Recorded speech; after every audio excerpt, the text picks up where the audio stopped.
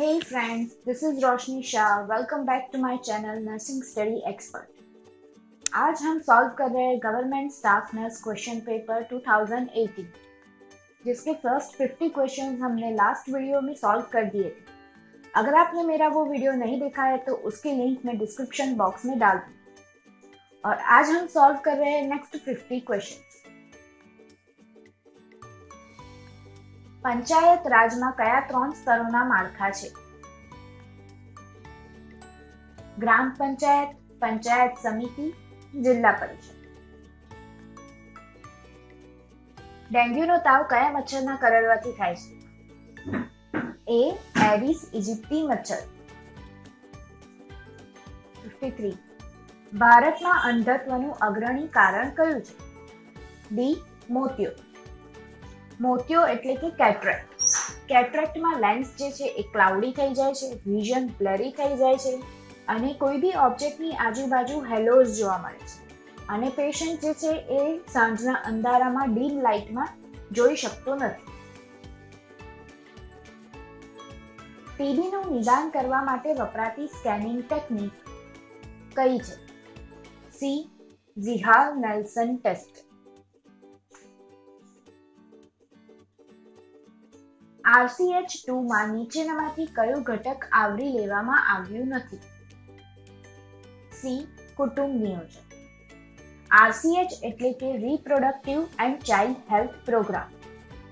RCH ના components છે population stabilisation, maternal health, newborn care, child health, adolescent health, control of RTIs, urban health, tribal health, monitoring and evaluation, and other priority areas.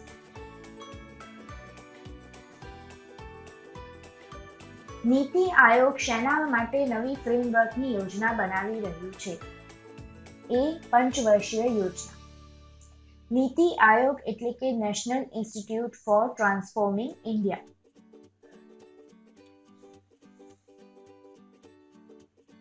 MR રસીકરણ ઝુંબેશ કયા વય જૂથ માટે છે? 9 મહિનાની અને 15 વર્ષથી ઓછી. MMR વેક્સિન એટલે કે મમ્સ, મેઝલ્સ અને રૂબેલા વેક્સિન. જે વેક્સિન મમ્સ, મેઝલ્સ અને રૂબેલાની સામે પ્રોટેક્શન આપે છે. એનો ફર્સ્ટ ડોઝ એ અરાઉન્ડ 9 મંથ્સે આપવામાં આવે છે અને સેકન્ડ ડોઝ એ 15 મંથ્સની 6 યર્સની વચ્ચે આપવામાં આવે છે, with at least 4 weeks of gap.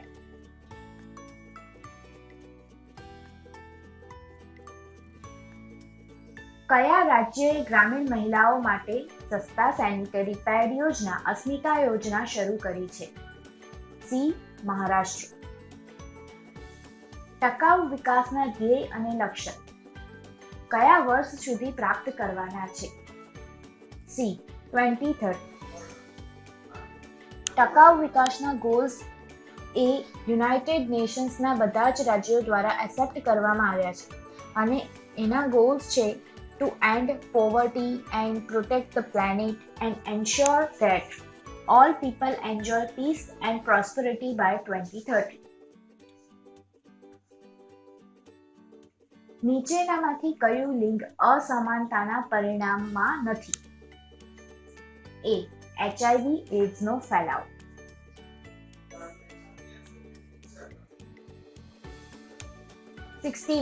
Surgery બાદ દર્દી રિકવરી રૂમમાં આવે છે. નીચેનામાંથી અગ્રતા ક્રમમાં પ્રથમ શેનું મૂલ્યાંકન કરવું જોઈએ?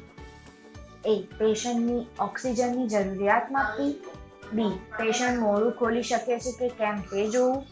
સી પેશન્ટના વાઇટલ સાઇન ચેક કરવા. ડી પેશન્ટને શ્વાસ લેવામાં તકલીફ છે કે કેમ તે જોવું. સાચો આન્સર છે ડી, પેશન્ટને શ્વાસ લેવામાં તકલીફ છે કે કેમ તે જોવું. જ્યારે પણ સર્જરી બાદ પેશન્ટ રિકવરી રૂમમાં આવે છે ત્યારે પ્રાયોરિટીમાં સૌથી પહેલું એરવે આવે છે. First priority is the airway A, then B breathing and then C circulation. નીચેનામાંથી કઈ વસ્તુનું સ્ટરીલાઇઝેશન કેમિકલ મેથડથી થઈ શકતું નથી? B gauze piece. ગોઝ પીસનું સ્ટરીલાઇઝેશન એ સ્ટીમ મેથડ એટલે કે ઓટોક્લેવથી થાય છે.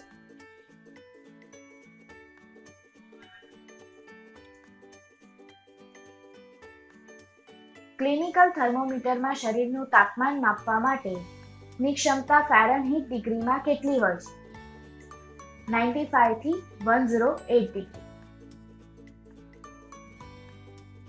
સ્ત્રીની વજાઇનલ તપાસ કરવા માટે નીચેનામાંથી કઈ પોઝિશન આપવામાં આવે છે? સી. લિથોટોમ.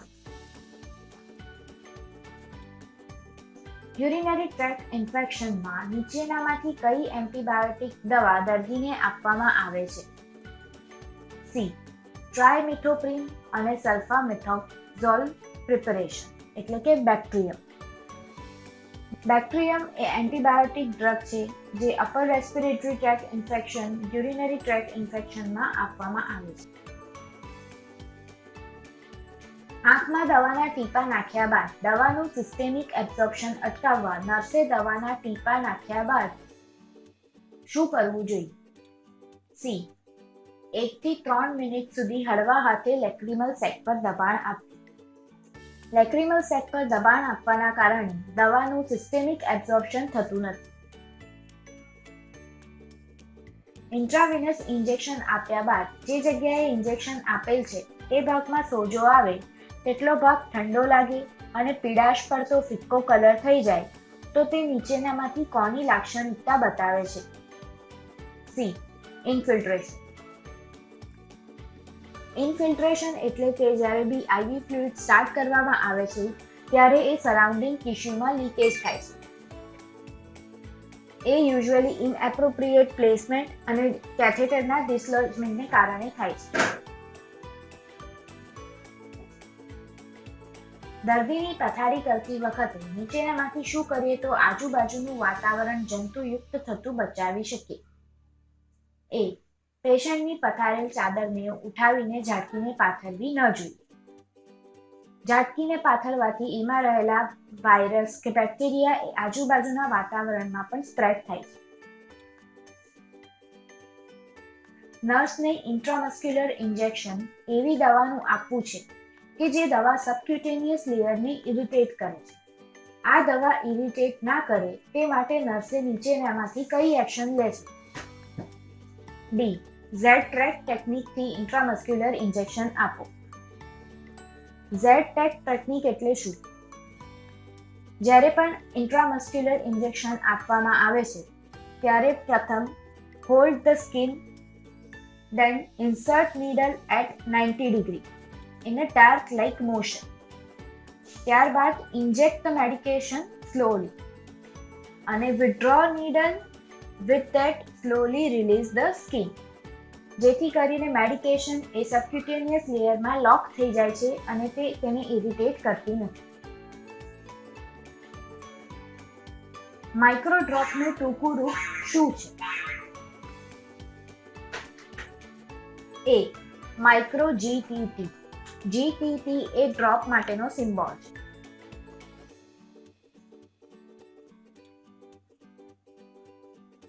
તમારે દર્દીનું ઓરલ ટેમ્પરેચર થર્મોમીટર દ્વારા લેવું છે અને તમે દર્દીને પૂછો છો કે ગરમ ચા, કોફી કે ઠંડુ કે સ્મોકિંગ ક્યારે કરેલ છે. દર્દી જણાવે છે કે હમણાં જ તેને 1 કપ ગરમા ગરમ કોફી પીધેલ છે. તો તમે દર્દીનું ઓરલ ટેમ્પરેચર લેવા કેટલા મિનિટની રાહ જોશો? બી. 30 મિનિટ. ગરમ ચા કે કોફી પીધા બાદ બોડીનું ટેમ્પરેચર એ 2.6 ડિગ્રી ફેરનહીટ જેટલું વધી જાય છે. આથી અડધો કલાક પછી બોડીનું ટેમ્પરેચર માપવું જોઈએ. તમારી નર્સ તરીકેની રોજબરોજની ફરજમાં ક્રિટિકલ થિંકિંગની શેમાં જરૂર પડે છે? એ. દિવસ દરમિયાન કયું કામ પહેલા કરવું તેમાં. બી. જે નિર્ણય લેવાઈ ગયેલ છે તેમાં. સી. ફાર્મસી વિભાગમાંથી દવા મંગાવવાની છે તેમાં. ડી. દર્દીના રૂમમાં જરૂરિયાતની તમામ વસ્તુ છે કે નહીં તેમાં. સાચો જવાબ છે એ. દિવસ દરમિયાન કયું કામ પહેલા કરવું તેમાં.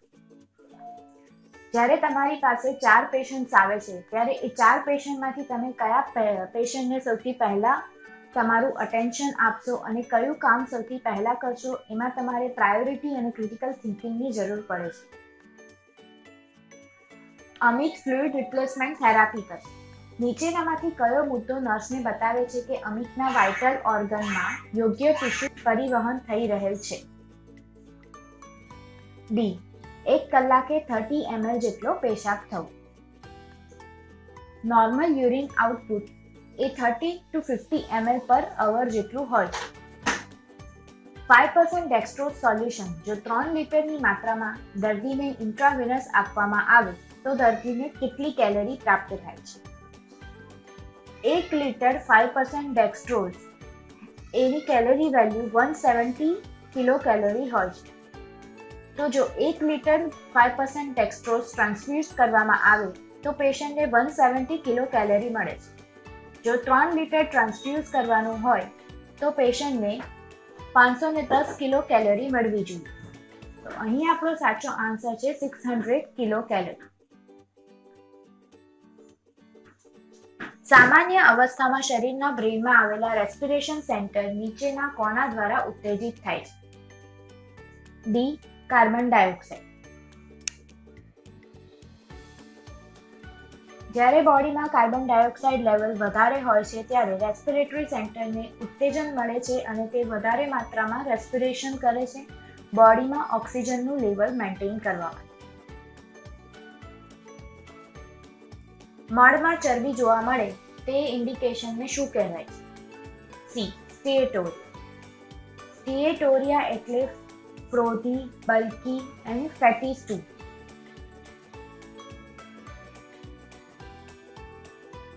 માસ્લો હાયરાર્કીમાં સૌથી ઊંચા મથાળે કઈ જરૂરિયાતનો સમાવેશ થાય છે? According to Maslow's hierarchy, which need is considered as last? Self-actualization. Maslow અને હાયરાર્કી પ્રમાણે પહેલી નીડ છે ફિઝિયોલોજીકલ નીડ, જેમાં ઓક્સિજન, ફૂડ, વોટર, રેસ્ટનો સમાવેશ થાય છે. ત્યાર પછીની નીડ છે સેફટી, એમાં સેફટી અને સિક્યોરિટીનો સમાવેશ થાય છે. ત્યાર પછીની સાયકોસોશિયલ નીડમાં બિલોંગિંગનેસ અને લવનો સમાવેશ થાય છે. અને ત્યાર પછી એસ્ટીમ નીડ્સમાં ફીલિંગ ઓફ એકોમ્પ્લિશમેન્ટ આવે છે. અને સૌથી લાસ્ટ આવે છે સેલ્ફ એક્ચ્યુઅલાઇઝેશન. નીચેનામાંથી વિટામિન B12 શેમાંથી સૌથી વધારે મળે છે? A. Meet and dairy products. Vitamin B12 ના સારા સોર્સિસ છે meet, fish, milk, eggs and fortified breakfast serials. તમારે તાત્કાલિક અને એક જ વખત દવા આપવાની હોય તો નીચેનામાંથી કયા ઓર્ડરને અનુસરશો? B. Stat order. Stat order એટલે જ્યારે બી ડોક્ટર મેડિકેશન પ્રિસ્ક્રાઇબ કરે છે એ ટાઈમે એક જ વખત એ દવા આપવાની હોય છે. દર્દીને 5 કલાકમાં 500 ml ઇન્ટ્રાવેનસ સોલ્યુશન આપવું છે અને આઈવી સેટના 20 ટીપાએ 1 મિલીલીટર થાય છે. તો દર મિનિટે આઈવી સેટમાં કેટલા ટીપા પાડવા જોઈએ? The amount of fluid has to be transfused divided by times in the minute into drop factor. અહીં drop factor છે 20 અને amount of the fluid has to be transfused is 500 ml divided by 5 hours into 60 minutes into 20 is equal to 33 ટીપા દર minute.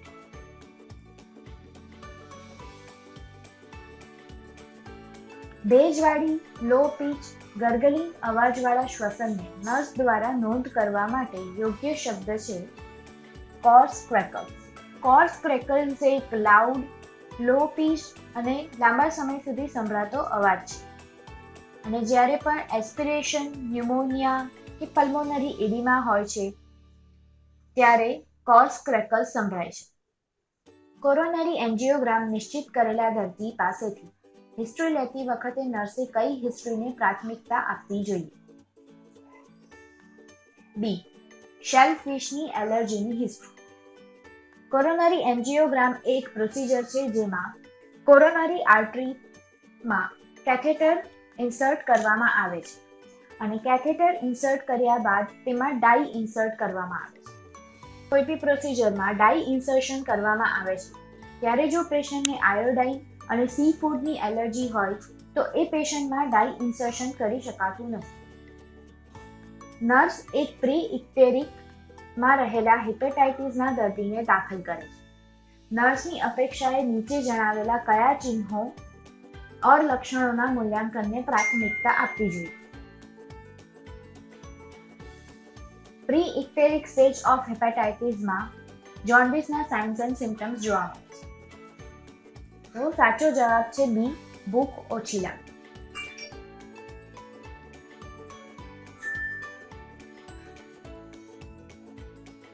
Nurse cardiac યુનિટમાં central monitor પર ECGનું monitoring કરે છે. નીચેનામાંથી કઈ અસાધારણ રિધમની નર્સે સૌપ્રથમ જાણ કરવી જોઈએ? એ નોર્મલ રિધમ સાથે ફર્સ્ટ ડિગ્રી એવી બ્લોક, બી સુપ્રાવેન્ટ્રિક્યુલર ટેકિકાર્ડિયા, સી એટ્રિયલ ફિબ્રિલેશન, ડી ઇડિયોવેન્ટ્રિક્યુલર રિધમ એટલે કે વેન્ટ્રિક્યુલર એસ્કેપ રિધમ. સાચો જવાબ છે બી, ઇડિયોવેન્ટ્રિક્યુલર રિધમ. નોર્મલી હાર્ટની રિધમ એ એટ્રિયામાંથી જનરેટ થઈને વેન્ટ્રિકલમાં જાય છે.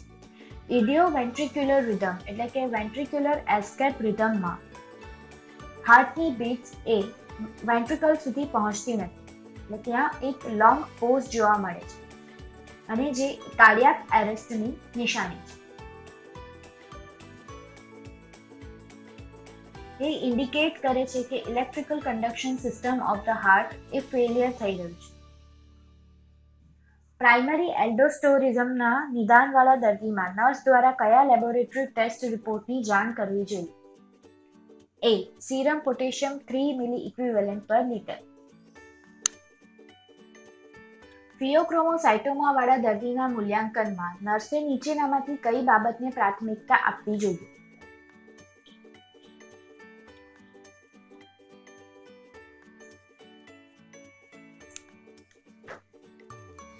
સી લોહીનું દબાણ. ફિયોક્રોમોસાઇટોમા એટલે કે tumour of the adrenal medulla, જેમાં બધા જ વાઇટલ સાઇન્સ હાઈ થઈ જાય છે.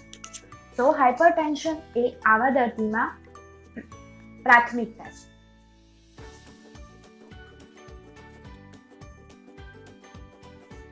દર્દીને બર્સાઇટિસ હોવાથી તેની નર્સિંગ સારવારના પ્લાનિંગમાં શું સામેલ કરવું જોઈએ? બી આરામ. બર્સાઇટિસ એટલે કે જોઈન્ટ પાસે જે બરસા આવેલું હોય છે ત્યાં ઇન્ફ્લામેશન થઈ જાય છે. બરસા એક ફ્લુઇડ ફીડ પેડ્સ છે જે જોઇન્ટ્સ પાસે કુશનિંગનું કામ કરે છે. તો બર્સાઇટિસમાં પ્રાયોરિટી છે રેસ્ટ, આઈસ, કમ્પ્રેશન અને પેઇન રિલીવર્સ.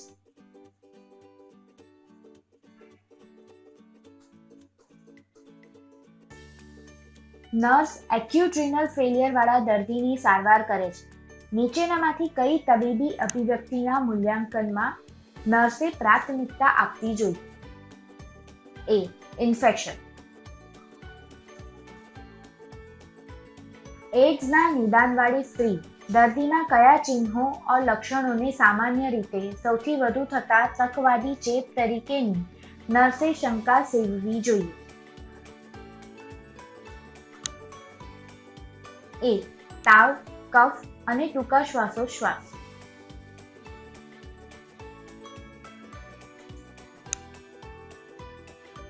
ગર્ડ નિદાન થયેલ દર્દીમાં કયો રોગ થવાનું જોખમ રહેલું છે? C અન્નનળીનું cancer. ગર્ડ એટલે કે ગેસ્ટ્રોઇસોફેજિયલ રિફ્લક્સ ડિસીઝ. જ્યારે સ્ટમકનું કન્ટેન્ટ રીગર્જિટેટ થાય છે ત્યારે પેશન્ટમાં પ્રોજેક્ટાઇલ વોમિટિંગ જોવા મળે છે અને સ્ટમકનું કન્ટેન્ટ એ એસિડિક હોય છે. એના રીગર્જિટેશનને કારણે ઇસોફેગસમાં ઇરિટેશન થાય છે અને જે લાંબા ગાળે ઇસોફેગસનું કેન્સર થવાનું જોખમ રહેલ છે.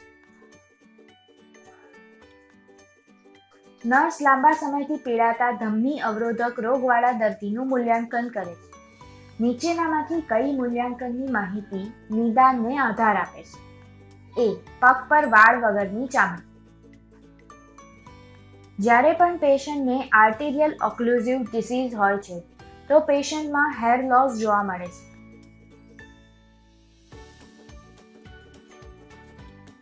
એક્યુટ પેન્ક્રિએટાઇટિસ વાળા દર્દીમાં નર્સે કયા કોમ્પ્લિકેશન માટે મૂલ્યાંકન કરતા રહેવું જોઈએ?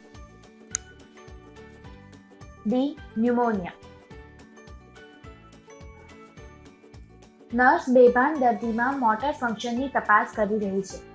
દર્દીનો દર્દ પ્રત્યેનો પેરિફેરલ પ્રભાવ જાણવા નર્સે કઈ પદ્ધતિ અપનાવવી જોઈએ? બી. નેલ બેડ પર દબાણ. અનકોન્શિયસ પેશન્ટના કોન્શિયસનેસ ચેક કરવા માટેની પદ્ધતિ છે ગ્લાસ્કો કોમા સ્કેલ. ગ્લાસ્કો કોમા સ્કેલના 3 એલિમેન્ટ્સ છે, એક આઈ ઓપનિંગ, વર્બલ રિસ્પોન્સ અને મોટર રિસ્પોન્સ. આ 3 એલિમેન્ટના ડિટેલ ઇન્ફોર્મેશન માટેનો મારો વિડીયો તમે ચેક કરી શકો છો, જેની લિંક મેં ડિસ્ક્રિપ્શન બોક્સમાં આપેલ છે. ગુલેનબાર સિન્ડ્રોમના નિદાન સાથે દર્દીને હોસ્પિટલમાં દાખલ કરે છે. કઈ ભૂતકાળની મેડિકલ વિગતના તારણો દર્દીના આ રોગ થવા માટે ખાસ જવાબદાર હોઈ શકે છે? એ. છેલ્લા 5 વર્ષ દરમિયાન મેનિન્જાઇટિસ અથવા એન્સેફેલાઇટિસ, પાછલા વર્ષ દરમિયાન થયેલ સીઝર અથવા મગજની ઈજા, છેલ્લા 2 વર્ષોમાં કરોડરજ્જુ અથવા પીઠમાં થયેલ ઈજા, પાછલા મહિના દરમિયાન થયેલ શ્વસન તંત્ર અથવા જઠરાંત્રિય ચેપ. બી. પાછલા મહિનામાં થયેલ રેસ્પિરેટરી ગેસ્ટ્રોઇન્ટેસ્ટાઇનલ ઇન્ફેક્શન. ગુલેનબાર સિન્ડ્રોમમાં પેશન્ટને પેરાલાઇસિસ જોવા મળે છે અને એના રિસ્ક ફેક્ટર છે past history of respiratory tract or gastrointestinal infection. Arcus senilis શાના લીધે થાય છે? ડી. કોર્નિયામાં કોલેસ્ટ્રોલનું જમાથું. આર્કસ સેનિલિસ એ એક રોગ છે જેમાં કોર્નિયાની આસપાસ ગ્રે, વ્હાઇટ અને યલો કલરનો ડિપોઝિટ્સ જમા થાય છે, જે ફેટ અને કોલેસ્ટ્રોલનું બનેલું હોય છે. સેન્સોરી ન્યુરલ હિયરિંગ લોસમાં શું થાય છે? એ. સ્પીચ સમજવામાં તકલીફ પડે. સેન્સોરી ન્યુરલ હિયરિંગ લોસ એ ઇનર ઇયર ઇન્ફેક્શન છે જેમાં સેન્સોરી ન્યુરલ નર્વ ડેમેજ થઈ જાય છે અને પેશન્ટને એમાં હિયરિંગ લોસ જોવા મળે છે અને કાનમાં ટિંગલિંગ ઓર રિંગિંગ જેવા અવાજ સંભળાય છે એન્ડ ચાઇલ્ડમાં સ્પીચ ડિલે જોવા મળે છે અને આ પેશન્ટમાં હાઈ પીચ અવાજ સારી રીતે સંભળાય છે. આ હિયરિંગ લોસ યુઝ્યુઅલી એડલ્ટમાં એજિંગને કારણે અથવા તો પ્રોલોંગ એક્સપોઝર ટુ લાઉડ નોઇઝને કારણે અને ચિલ્ડ્રન ઓર ઇન્ફન્ટ્સમાં કન્જેનાઇટલ એબનોર્માલિટીઝ ઓર ઇન્ફેક્શનને કારણે થાય છે. શ્યામ ત્વચાવાળી વ્યક્તિને નીચેનામાંથી કઈ પરિસ્થિતિ થવા વધુ સંભાવના છે? એ. Keloids, B. કરચલીઓ, સી. ચામડીની ફોલ્લીઓ, ડી. ચામડીનું કેન્સર. ડાર્ક સ્કિન પેશન્ટમાં મેલેનોનિનનું પ્રમાણ વધારે હોય છે, જેથી તેમને સ્કિન કેન્સર થવાની શક્યતા હોતી નથી. કેલોઇડ એટલે કે raised scar after an injury has healed. Keloid એ યુઝ્યુઅલી સ્કિનમાં એક્સેસિવ પ્રોટીનને કારણે થાય છે.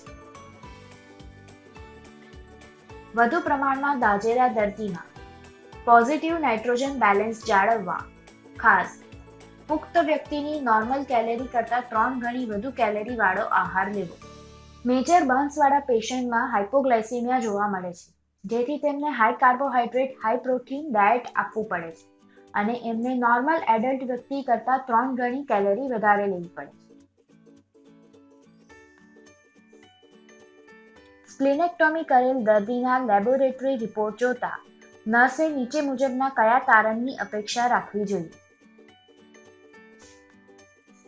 એ. સફેદ કણોની સંખ્યા અસાધારણ ઘટી જવી, બી. રક્તકણોની અસાધારણતા, સી. હિમોગ્લોબિનનું ઘટવું, ડી. ત્રાક કણોની સંખ્યા વધવી. સ્પ્લિનેક્ટોમી સર્જરી છે જેમાં સ્પ્લીનને રિમૂવ કરી દેવામાં આવે છે. સ્પ્લીન એ ઓર્ગન છે જે આપણા સ્પ્લીન એ ઇન્ફેક્શનની સામે ફાઇટ કરે છે અને ના જરૂરિયાતવાળા મટીરિયલને ફિલ્ટર કરીને બોડીમાંથી બહાર કાઢે છે, જેમ કે ઓલ્ડ ઓર ડેમેજ્ડ બ્લડ સેલ્સ. તો સ્પ્લિનેક્ટોમી સર્જરીમાં પ્લેટલેટ કાઉન્ટ્સ વધી જવાની શક્યતા હોય છે, તેથી પેશન્ટમાં બ્લીડિંગ ઓર બ્લડ ક્લોટ્સ થવાની શક્યતા રહેલી છે. ન્યુરોજેનિક શોકના નિદાન સાથેનું દર્દી છે. આ દર્દીમાં નીચેનામાંથી કયા ચિહ્નો or લક્ષણોનું મૂલ્યાંકન કરવું જોઈએ? બી. હૃદયના ઓછા ધબકારા ઓર બ્રેડિકાર્ડિયા. ન્યુરોજેનિક શોક એટલે કે spinal cord injury and it is associated with autonomic dysregulations. Neurogenic શોકના સાઇન્સ એન્ડ સિમ્પટમ્સ છે dizziness, nausea, vomiting, fainting, increased sweating, anxiety or pale skin, and a patient may difficulty of breathing, chest pain or bradycardia, faint pulse, cyanosis and hypothermia પણ જોવા મળે છે. So friends, I hope કે તમને મારો આ video પસંદ આવ્યો હશે અને તમને દરેક ક્વેશ્ચન્સમાં સમજ પડી ગઈ હશે. જો તમને કોઈ પણ ક્વેરી હોય કે તમારું કોઈ પણ સજેશન હોય તો તમે નીચે કમેન્ટ બોક્સમાં લખીને મને જણાવી શકો છો. અને તમને મારો વિડીયો પસંદ આવ્યો હોય તો વિડીયોને લાઇક, કમેન્ટ અને શેર કરવાનું ભૂલશો નહીં. And don't forget two press the subscribe button and hit the bell icon below. If you are already watching my video, then thank you so much. I will see you in my next video. Till then, bye-bye.